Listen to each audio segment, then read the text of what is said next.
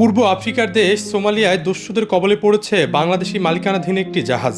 Somalia থেকে প্রায় 450 nautical mile দূরে সমুদ্রে অন্তত 100 দস্যু এমভি আবদুল্লাহ নামের জাহাজটি জিম্মি করে ফেলে।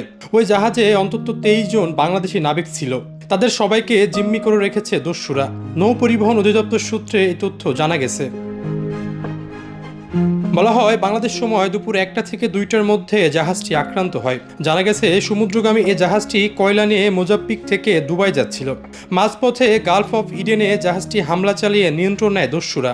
তাদের সবার হাতে অস্ত্র ছিল। তবে শেষ খবর পাওয়া পর্যন্ত নাবিকেরা নিরাপদে রয়েছে বলে জানা গেছে। এরই মধ্যে পুরো বিষয়টি পররাষ্ট্র মন্ত্রণালয়কে জানানো হয়েছে। এমভি আবদুল্লাহ জাহাজটির মালিক চট্টগ্রামের HR শিপিং লিমিটেড। এটি মূলত বাল্ক ক্যারিয়ার।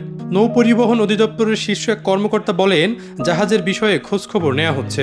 জিম্মি নাবিকদের উদ্ধারে আন্তর্জাতিক যে প্রক্রিয়া ও কৌশল রয়েছে সেই অনুযায়ী পদক্ষেপ নেওয়া হচ্ছে। আশরাফুল ইসলাম, প্রবাস খবর।